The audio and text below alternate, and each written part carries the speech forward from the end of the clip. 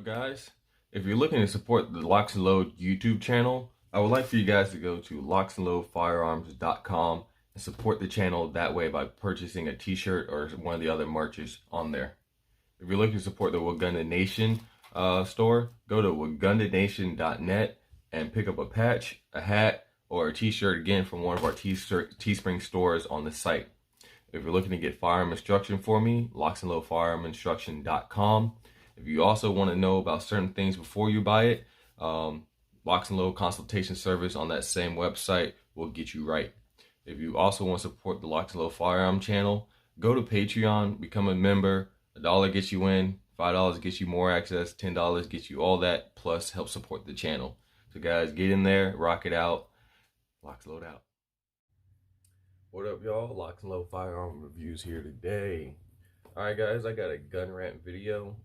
Hopefully it kind of answers or helps get you guys in the right direction if you're in this situation. Alright, so Locs, what is the best zero for my AR15? Alright, so first I want to mention is that it depends on your barrel length. Now if you have like a 16, 18, 20 inch barrel, your holds are going to be different versus if you had like a 10.5, 11.5, 12.5 barrel, right? So for right now, I'm gonna go with what most people have. The standard length of an AR, it was like 16 inches. All right, so I'm gonna go with that, and then I'll kind of give a little bit more on for like those short barrel guys. All right. All right, so first zero, 25 yards. All right, so as I explain this video, I'll put pictures on the screen and show you guys what I'm talking about.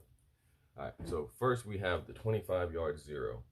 This, as you see with the words next to it, is for a M193, so a 55 grain projectile coming at 3,000 feet per second out of a 16 inch barrel. Alright, so make sure you remember that. So as you look at the picture, you can see this is your hold at 25. So 25, you're dead on, dead center. So you move out a little farther, we'll go out to 100 yards, and as you see already, from 25 to 100 yards, you've raised several inches already on your target. Now, again, you can hold dead center at 25. It's just gonna like hit him in the throat. So if he's at 100 yards, you want to hit him dead center in the chest, you're gonna have to aim low, right? Because again, bullets don't fly straight lines like the movies make it seem like. Let's see if I can figure it out. Alright, so bullets don't just straight line like that. So it comes out of the barrel. Alright. So it'll come out of the barrel and starts to arc. Right? Starts to raise up in the air. And so it's essentially like throwing a football. Now, if you're throwing a football to somebody really close, you don't have to put much arc into it. But now if they're 50 yards down the field, now you're going to have to really arc that ball up in the air to get it to them. Same thing with a bullet. So basically, 25 dead center. So at 100 yards, you're going to have to aim low so that bullet that's curving up will drop dead center into my chest and not hit me in the throat, right? So that's basically how bullets fly. They fly kind of like footballs. So at 100 yards, you're already at their throat. At 150 yards, the bullet is still rising. And so now you're somewhere right here in the head. 200, a little bit higher, right at the forehead. Now at this point is when the bullet, well actually I think at 25, no, 25, yes, it's starting to drop now. So again at 200, as you can see on the chart, you're right there dead center in the head. 250, you're coming right back down into the center of the face. 300, you're right back at your 100 yard hold. And then at 350, you're down right about here. So this is dead center where your 25 yard hold is, right? And so now you're coming down past that. And then at 400, you pretty much hit me like in the belly, almost right in the nutsack. So that is basically what your holds would be out to 400 with a 25 yard zero. So 25 yards, dead center. 100 yards at his throat. 150, right in his like fucking nose. To 200, yep, is right there at his forehead. 250, right back at his nose. 300, right back at his throat. 350, a little bit below center mass, and at 400, right at the bottom, like his hip line. And then 450 is even further than that. So you can kind of see how your bullet will fly up at certain points. So you got your 25, your 100, 150, 200. Then it starts to come down. And you go right back down to 250, 300, 400, 450. Right? So you got that arc. All right, so that's for 25 yards. Right? So you see that massive spread. So when you're using 25-yard holes, I know a lot of people think like, no, self-defense distance is 25 yards. That does make sense. Yes, I understand that. But an AR-15 it's supposed to extend your fighting distance. It's not supposed to. You can use it for close in, I get it, but an AR is really supposed to reach out, further than like your pistol, further than your shotgun. It's supposed to reach out far, So don't limit yourself to just that. Again, you can do that, but I'm saying you see that massive spread of your drops. If you're gonna use that 25-yard hold, you're really gonna have to know your trajectory, how your bullet's flying, and where your holes are gonna be. All right. So now we move on to the 50-yard zero. This is probably one of the most common zeros. I think the most common zero people will do. It's kind of like right in the middle range, of what people are doing. And then your drops aren't so extreme as the 25 yards. So again, back to the picture. You can see 50 yards dead center. At 100 yards, just a little bit higher. 150, just a little bit higher. 200, you actually start to come right back down to your original 50-yard hold. At 300, you're back down right about the belly button area. And at 350, you're right back down at his hip line. So with the 50-yard zero, which is one of the zeros I use a lot of, I got my BRN 180, that's at 50 yards. And my 16-inch DMR used to be at 36-yard zero. I think I skipped that. I'll go back to that. 36-yard zero, but now it's at 50 because I was going to use it for hunting if my SOCOM wasn't up to par.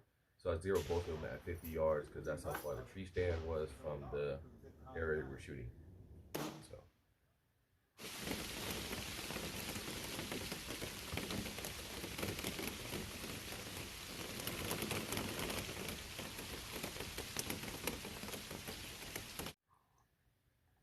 That's why I did 50 yards for that.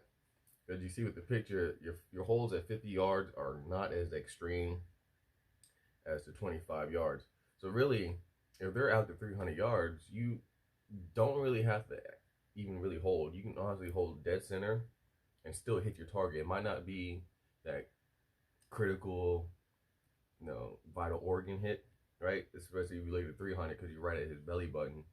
But you are putting rounds on target and taking him out of the fight per se. All right.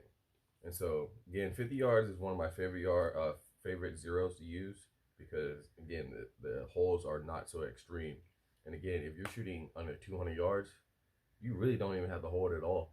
Like if you look at the chart, your 50 to 200 yards is all dead center in the chest, right? 250 is just a little bit low. So it's like your 50-yard hold is pretty much the same hold you will have to 100, 150, 200, 250, 300, right?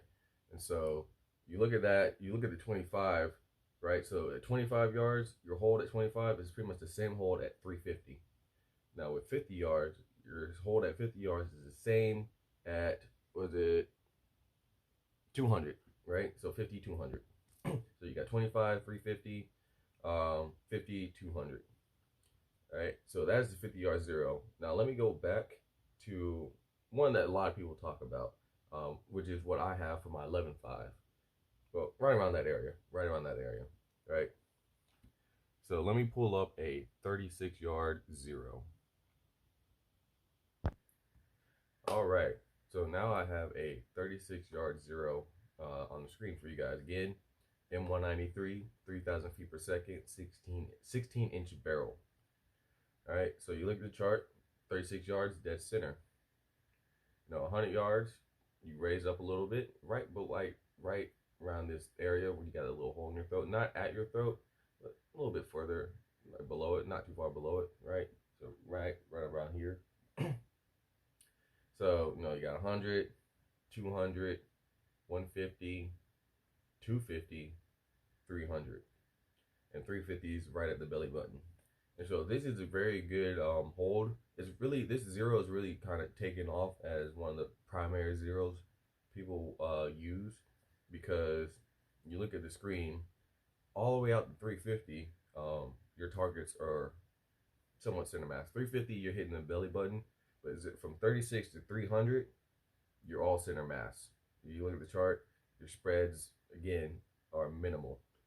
Out to 300, you really don't have to do any kind of hold really at all, because you're still center mass on target.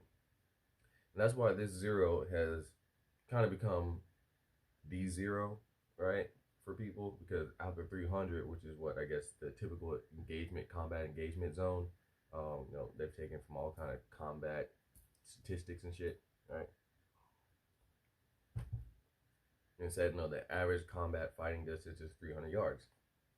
So now a lot of people are looking for, I want a good 300-yard zero. And so the 36 yard, those 36, 300, kind of remember that, right? 25, 350, 50, 200, 36, 300. And so that's basically what this does for you after 300 yards, is give you the least amount of holdover for your optic. I mean, not your optic, well, I guess your optic, but your optic, your rifle, whatever you want to say, out to 300 yards. So again, this is one of my favorite zeros. Yes, very capable, works well. I've taken it out the distance, and gotten hits on target. So I do want to say,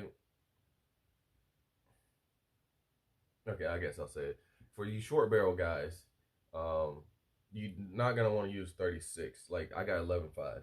I zeroed at 40. It's 40 or 41, right? And it'll give you essentially the same holds at 36. Because your barrel is shorter, you're not getting that 3,000 feet per second.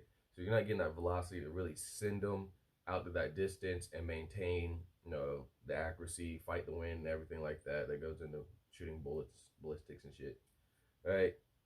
And so that's why you're gonna have to change your zero a little bit. You know, I'll go instead of 36 for a 16-inch barrel, you're gonna have to do 40 yards, I believe, for like a 10.5, 11.5, 12.5 to really accomplish the same holds. Right? And so that is the 36-yard zero. One of my favorite zeros, you know. So if you want to cut the video short and not watch the whole thing, 36 or 50. Most ranges don't have 36, they have 50. So 50 is really still a popular option for most people. Now, if you have the ability to do 36, I would do 36.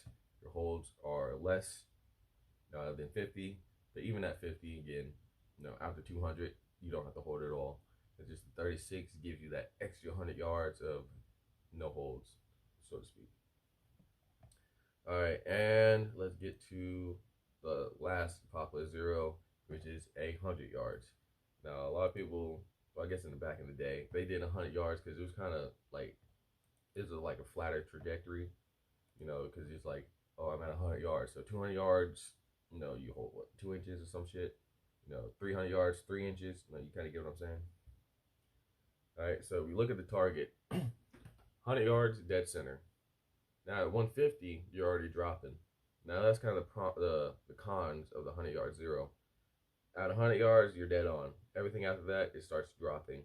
So it kind of, I don't know, depending on who you are, you might like that. So you kind of know that, all right, he's at 100. Now everything else is just hold a higher, higher, and higher. Instead of, you know, coming in the center. Is he at this range? Do I hold low or do I hold high? So, you know, depending on who you are. So 100 yards, dead center. 150, you're already a little bit low. 200, you're kind of right here. 250, you're right at the bottom of like your rib cage. And at 300, you're already kind of right past like the hip. We're hitting them right in the hip area.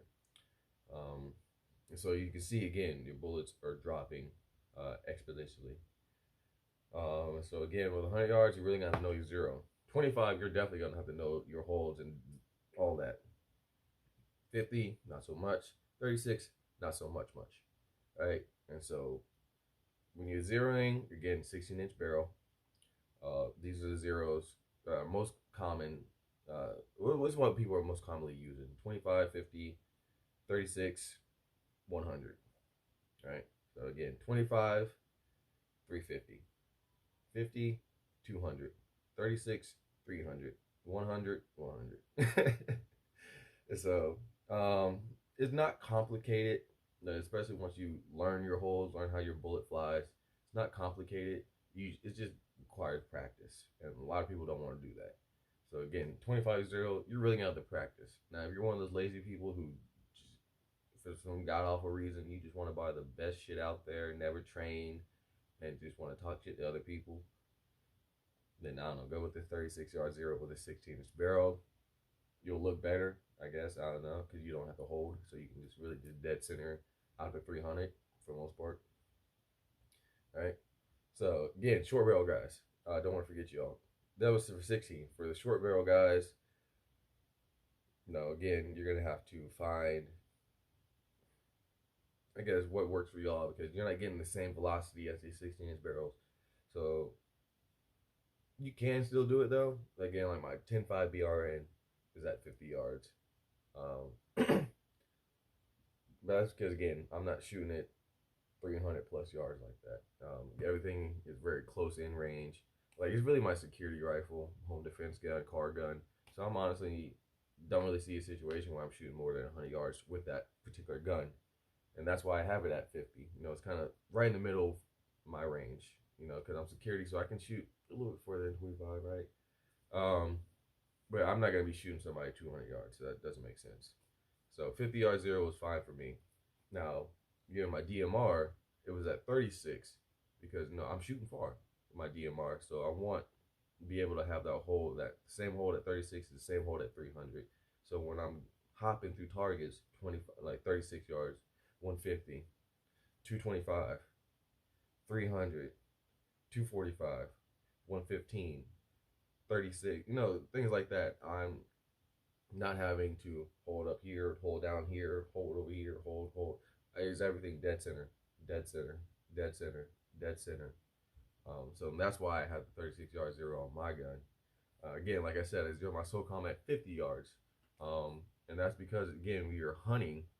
The area we're hunting from the tree stand to the actual, I guess, where they are, it's 50 yards. And so before you go on zero your gun, ask yourself, what is my engagement zone? What do I really see myself shooting out to? Now, I know a lot of civilians will do 25. Again, self-defense distances. I can't shoot somebody at 50. I can't shoot somebody at 100 yards. And I understand that.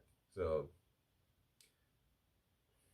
yeah, it's not the worst thing in the world. You got 25-yard zero again. And you're saying, like, this is just a home defense gun. Like, I'm not taking it out, doing short butt shit. All right, cool.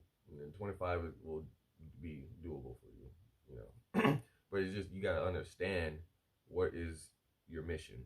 Mission dictates gear. And I feel like no matter how many videos I do, what's the best pistol? What's the best AR? What's the best plate carrier? Best battle belt? Best zero? Best optic? Best whatever it is, mission dictates gear.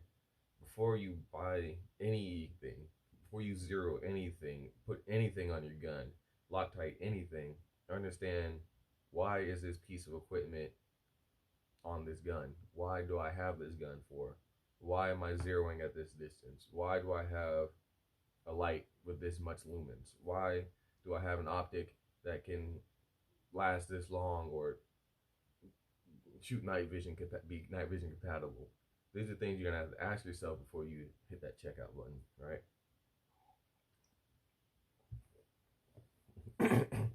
So again, hopefully this video will help you guys out. When you go to the range and you want to zero your gun, look at this video and understand what is it that you're most likely going to find yourself in with that particular firearm, and then move on from there. Find your mission first, then dictate your gear. All right, but on top of that, thank you for watching. Hopefully you learned something. Like, comment, subscribe. Stay dangerous. I always forget my name. I always forget my outro. Stay dangerous. LocsNLoad.